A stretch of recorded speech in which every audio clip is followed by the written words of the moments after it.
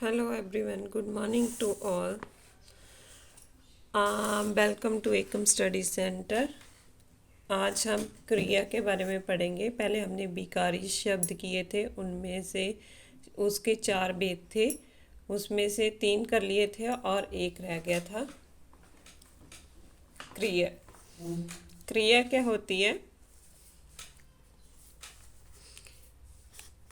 जिस शब्द से किसी काम का करना या होना पाया जाए उसे क्रिया कहते हैं। जिस शब्द से किसी काम का करने का पता चले या होने का पाया जाए उसे क्या बोलते हैं?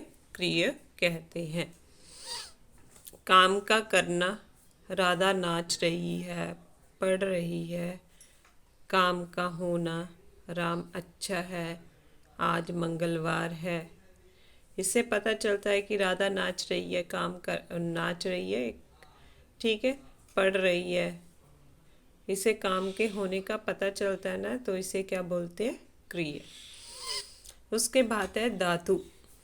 क्रिया के मूल रूप को धातु कहते हैं, जैसे पढ़, खेल, देख, सुन। इसे क्या बोलते हैं? धातु। कर्म के आधार पर क्रिया के 2 भेद किए गए हैं। कौन कौन से 2 भेद है? एक तो अकर्मक क्रिया, एक सकर्मक क्रिया। अकर्मक क्रिया क्या होती है? जिस क्रिया का फल कर्ता पड़ता हो उसे क्या बोलते हैं? फल। जो काम करते हैं, क्रिया का फल कर्ता पर, करने वाले पर पड़े, उसे क्या बोलते हैं? अकर्मक क्रिया कहते हैं। जैसे गाय दौड़ती है, हेमा नाचती है। जागना, हंसना, रोना, डरना, उठना, बैठना, भागना, चलना, ये क्या है? अकर्मक क्रिया। उसके बाद है सकर्मक क्रिया। जिस क्रिया का फल कर्ता को छोड़कर कर्म पर पड़े उसे क्या बोलते हैं? कर्ता को छोड़कर कर्म पर पड़े सकर्मक क्रिया कहते हैं। जैसे माली पौधों को पानी दे रहा है, तोता मिर्च खाता है, ठीक है। उसके बाद है सकर्मक क्रिया के आगे, सकर्मक क्रिया के भी आगे 2 भेद है, एक कर्मक एंड द्विकर्मक, ठीक है। कई बार एमसीक्यूज में पूछा जा सकता है विश्वकर्मक क्रिया के भेद कितने हैं या कौन से हैं, ऐसे क्वेश्चन बन सकता है।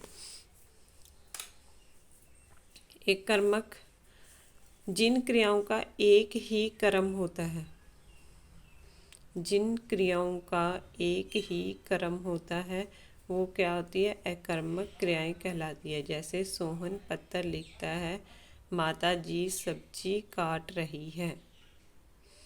सोहन पत्थर लिखता है, माता जी सब्जी काट रही है, ठीक है। एक ही कर्म हो रहा है इसमें, उसे बोलते हैं एक कर्मक। द्विकर्मक क्रियाएं, जिन क्रियाओं के 2 कर्म होते हैं। दादाजी ने भिखारी को बस्तर दिए। पहला क्या है? भिखारी को बस्तर दिए। दादी बच्चों को कहानी सुना रही है। दादी कैसे सुना रही है? बच्चों को कहानी सुना रही है, ठीक है।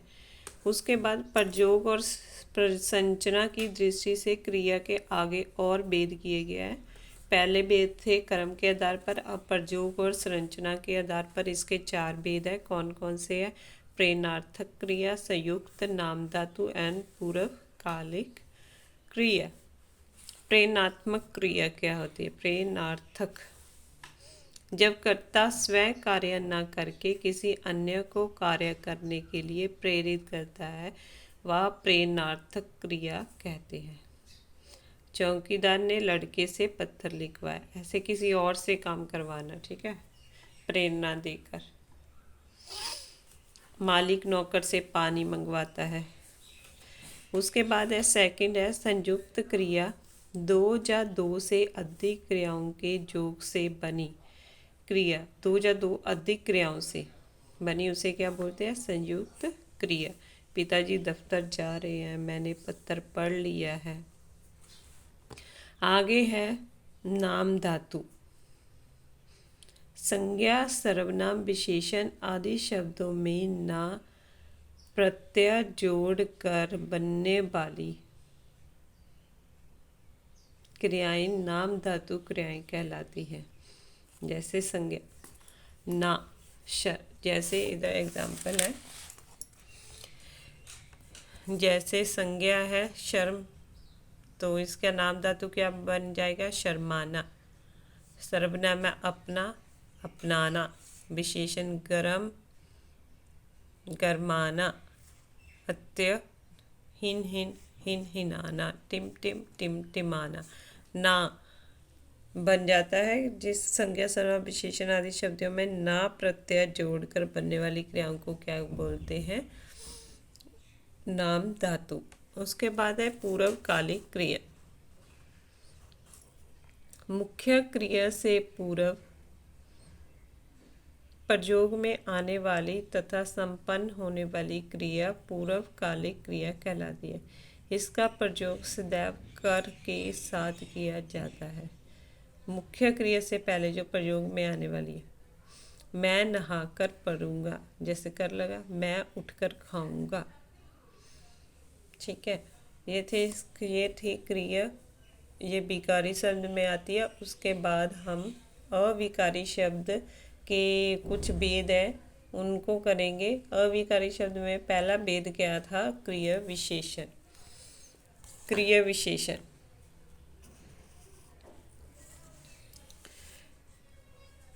क्रिया विशेषण क्या होता है? जो शब्द क्रिया की विशेषता का बोध कराते हैं उसे क्रिया विशेषण कहते हैं। क्या होता है? क्रिया मतलब कि काम करने की विशेषता का पता चलता है, जिससे उन्हें क्रिया विशेषण कहते हैं। जैसे रमेश प्रतिदिन पढ़ता है, वह बहुत खाता है। उसके बाद क्रिया विशेषण के 4 भेद हैं। फर्स्ट क्या है? रीतिवाचक, स्थानवाचक, कालवाचक, परिमाणवाचक। क्रिया विशेषण के आगे 4 भेद किए गए हैं। क्रिया विशेषण था क्या था? जो शब्द क्रिया की विशेषता का बोध कराते हैं उसे क्या बोलते हैं? क्रिया विशेषण। उसके बाद क्रिया विशेषण के कितने भेद है? 4 भेद है। कौन कौन से? रीतिवाचक, स्थानवाचक, कालवाचक, परिमाणवाचक। आगे फर्स्ट है रीतिवाचक क्रिया विशेषण। क्या होता है? जिन शब्दों में क्रिया के होने की रीति या ढंग का बोध हो, जिस क्रिया में जिन शब्दों से क्रिया के होने की रीति या ढंग का बोध हो उन्हें क्या बोलते हैं? रीतिवाचक क्रिया विशेषण कहते हैं। जैसे यों त्यों, झूठ, सच, सुख। जैसे बूढ़ा धीरे धीरे चल रहा है। धीरे धीरे क्या है? ढंग है चलने का उसका। अचानक गाड़ी चल पड़ी। ठीक है, ये कौन से होते हैं? रीतिवाचक क्रिया विशेषण। उसके बाद है स्थानवाचक क्रिया विशेषण। जिस क्रिया विशेषण से क्रिया के होने के स्थान का बोध हो उसे क्या बोलते हैं? स्थानवाचक क्रिया विशेषण। जैसे अंदर, बाहर, जहाँ, वहाँ, इधर, उधर, पास, दूर, दाएं और बाएं और ऊपर, नीचे। ठीक है, जैसे एग्जाम्पल ले सकते हैं, बिल्ली इधर आई या बिल्ली ऊपर गई, ऐसे। उसके बाद थर्ड है क्रिया विशेषण। कौन सा है? कालवाचक क्रिया विशेषण। जो शब्द क्रिया के समय संबंधी विशेषता का बोध कराते हैं वो क्या है? कालवाचक क्रिया विशेषण कहलाते हैं। जैसे आज, अब, जब, तुरंत, सदा, लगातार। वर्षा कल से हो रही है। कल से समय का पता चलता है ना, कल से हो रही है, इसलिए कालवाचक क्रिया विशेषण। उसके बाद है परिमाणवाचक क्रिया विशेषण। परिमाणवाचक क्रिया विशेषण क्या होता है? जिन शब्दों से क्रिया की अधिकता या न्यूनता का आदि का बोध हो, मतलब कि वो कितनी है वस्तु, कोई भी किसी शब्दों से जिस क्रिया की अधिकता या न्यूनता का आदि का बोध हो उन्हें क्या बोलते हैं? परिमाण। जैसे थोड़ा, बहुत, ज़्यादा, कुछ, उतना, जरा, कितना, खूब, पर्याप्त, बिल्कुल आदि। वह बहुत खाता है। बहुत मतलब उसकी अधिकता का पता चलता है, इसलिए ये क्या है, परिमाणवाचक क्रिया विशेषण। उसके बाद है अविकारी शब्द का सेकंड भेद क्या है, स्वंद बोधक।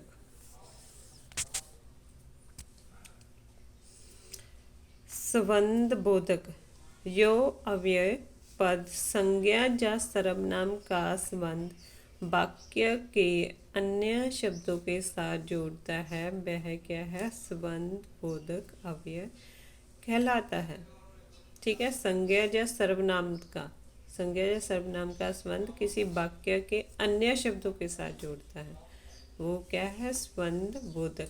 स्वंद बोधक के कितने भेद होते हैं, 10 भेद होते हैं स्वंद बोधक के। स्वंद भेदों के 10 भेद होते हैं। कौन कौन से हैं जी, आपको दिख रहे हैं वीडियो में। फर्स्ट नंबर 1 पे कालवाचक, कालवाचक में समय का पता चलता है। स्थानवाचक, स्थानवाचक में स्थान का पता चलता है। साधनावाचक, हेतुवाचक, तुलनात्मक वाचक। उसके बाद है दिशावाचक, क्षमतावाचक, विरोधवाचक, सहचरवाचक एंड संग्रहवाचक। ठीक है, कालवाचक में समय के बारे में, के आगे, के पीछे, के बाद, उपरांत, के पश्चात। उसके बाद है स्थानवाचक, के नीचे, के तले, के पास, के निकट, बाहर, भीतर। दिशावाचक, की ओर, की तरफ, दिशा। ठीक है, साधनावाचक के द्वारा, किसके द्वारा किया गया है, के जरिए, के सहारे। ठीक है, उसके बाद है क्षमतावाचक, किसी के समान, मतलब कि किसी दूसरे के समान, के समान, की तरह, की भांति, के तुल्य, योग्य।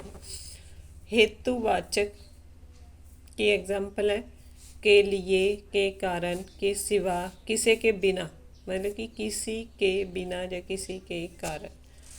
ठीक है, तुलनात्मक, किसी के साथ तुलना करनी, की अपेक्षा, के आगे, के सामने, के मुकाबले। उसके बाद है सहचर्यवाचक, के साथ, के समेत। विरोधावाचक, विरोध, के विरुद्ध, के खिलाफ, विपरीत। संग्रहवाचक, तक, भर, समेत आदि। ठीक है, उसके बाद है नेक्स्ट है विकारी शब्द की आगे तीसरा है भेद समुच्चय बोधक, जहाँ उसे और भी क्या बोलते हैं, योजक। वो क्या है, यो अव्यय दो पदों, दो वाक्यांशों अथवा दो वाक्यों को जोड़ने का काम करता है, उन्हें क्या बोलते हैं, समुच्चय बोधक या योजक। योजक का मतलब क्या होता है, वैसे उसका मतलब जोड़ना ही होता है, इसलिए उसे क्या बोलते हैं, दो पदों, दो वाक्यों या दो वाक्यांशों को जोड़ने का जो काम करता है, उन्हें समुच्चयवादक, बोधक कहा जाता है या योजक कहा जाता है। इसके आगे कितने भेद हैं, 2 भेद हैं। इसके 2 भेद है, समानाधिकरण, व्याधिकरण।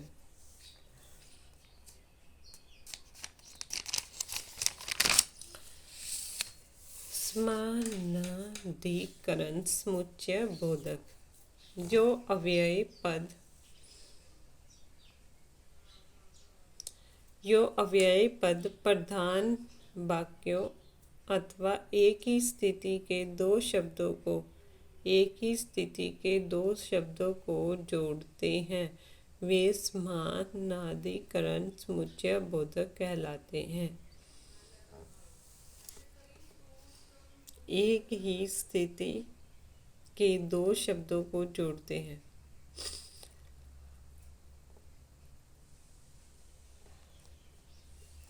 किसी भी वाक्य के एक ही स्थिति को दो शब्दों, एक ही स्थिति के दो शब्दों को जोड़ते हैं, वह क्या, कौन से होते हैं, समानाधिकरण समुच्चय बोधक। इसीलिए, जहाँ, परंतु, एवं। जैसे रोहन की माता जी बीमार थी, इसलिए वह स्कूल नहीं गया, इसलिए क्या, समानाधिकरण समुच्चय बोधक। उसके बाद समानाधिकरण के भी आगे भेद दिए गए हैं, 5 भेद है उसके। कौन कौन से, संयोजक, विभाजक, विरोधावाचक, परिणामवाचक, निषेधवाचक। संयोजक क्या होता है, जो शब्द दो या दो से अधिक शब्दों, वाक्यांशों, उपवाक्यांशों को परस्पर जोड़ते हैं उन्हें क्या बोलते हैं? संयोजक। ऐसे जैसे और व। उसके बाद है विभाजक। एक से अधिक शब्दों, वाक्यांशों अथवा वाक्यों के भेद को प्रकट करते हैं उन्हें, जो शब्द उन्हें जोड़ते हैं, भेद को प्रकट करते हैं और जो शब्द उन्हें जोड़ते हैं विभाजक कहलाते हैं। जैसे पाठ्य पुस्तक पढ़ रहे हो के उपन्यास, या फल कमला लाई है जा बिमला। ठीक है, ये कौन से हैं? विभाजक। उनके भेद को भी प्रकट करते हैं और उन्हें जोड़ते भी हैं। वो कौन से हैं? विभाजक। विरोधवाचक। विरोधवाचक क्या है? दो शब्दों अथवा उपवाक्य को जोड़ते हुए जो उनके परस्पर विरोध का बोध कराते हैं। जो शब्द दो शब्दों अथवा उपवाक्य को जोड़ते हैं उनके परस्पर विरोध का बोध कराते हो। मैं तुम्हें स्कूल लेने गया था पर तुम नहीं मिले। ठीक है, उसे यश से नहीं बल्कि मोहित ने मारा। ये क्या है? विरोधवाचक। उसके बाद है परिणामवाचक। जो शब्द पहले वाक्य या परिणाम दूसरे वाक्य में बताने के लिए प्रयुक्त किए जाते हैं। पहले वाक्य का मतलब कि जो परिणाम निकला है वो दूसरे वाक्य में बताने के लिए प्रयुक्त। जैसे प्यास लग रही थी इसलिए पानी पी ली। ठीक है, ये क्या था? पहला वाक्य का जो परिणाम था वो क्या था? पानी पी लिया, इसलिए पानी पी लिया, इसलिए क्या हो गया? परिणामवाचक। उसके बाद निषेधवाचक। निषेधवाचक क्या है? इनमें दो या दो से अधिक शब्दों, उपवाक्यों या वाक्यों में से किसी एक के निषेध का बोध होता है। जिसमें दो वाक्य को जोड़कर जो शब्द वाक्य बना होता है उसमें से एक के निषेध का बोध होता है। जैसे मन लगाकर पढ़ो वरना फेल हो जाओगे, चुप बैठो नहीं तो बाहर निकाल दूंगा। ठीक है, एक का ही निषेध हो रहा है ना। उसके बाद व्याधिकरण समुच्चय बोधक। व्याधिकरण समुच्चय बोधक क्या है? जो शब्द एक या एक से अधिक उपवाक्य को मुख्य उपवाक्य से जोड़ते हैं। एक या एक से अधिक उपवाक्यों को मुख्य उपवाक्य से जोड़ते हैं उन्हें क्या कहते हैं? व्याधिकरण समुच्चय बोधक। व्याधिकरण समुच्चय बोधक के भी आगे भेद दिए गए हैं। कितने हैं ये पूछा जा सकता है, उसमें में भी कितने भेद है व्याधिकरण समुच्चय वादक के या समुच्चय बोधक के। ठीक है, पहले समानाधिकरण के भेद किए थे। व्याधिकरण के चार भेद है: कारणवाचक, उद्देश्यवाचक, स्वरूपवाचक, संकेतवाचक। ठीक है, कारणवाचक जिस अव्यय से पहले वाक्य के कार्य का कारण दूसरे वाक्य में लक्षित हो उसे कारणवाचक समुच्चय बोधक कहते हैं। मतलब कि पहले वाक्य के कार्य का कारण दूसरे वाक्य में लक्षित हो। जैसे वह स्कूल की फीस नहीं दे सका क्योंकि उसके पिता को तनख्वाह नहीं मिली थी। उसके बाद है दूसरा उद्देश्यवाचक। जो शब्द दो उपवाक्य को जोड़कर उनका उद्देश्य स्पष्ट करने का कार्य करते हैं। जिस शब्दों में उद्देश्य का कार्य का पता चलता है, उद्देश्यवाचक। जैसे मैंने पानी की बोतल रख ली ताकि रास्ते में परेशानी ना हो। इसी उद्देश्य से ही रखी उन्होंने पानी की बोतल, ताकि रास्ते में उन्हें पानी की प्यास लगे तो पी ले। ठीक है, स्वरूपवाचक। जिससे दो उपवाक्य इस प्रकार जुड़े कि पहले वाक्य का स्वरूप दूसरे वाक्य से ही स्पष्ट हो।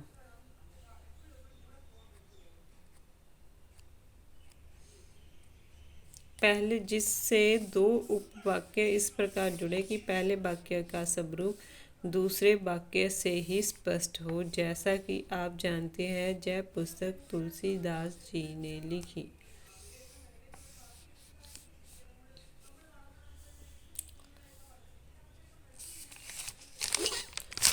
उसके बाद है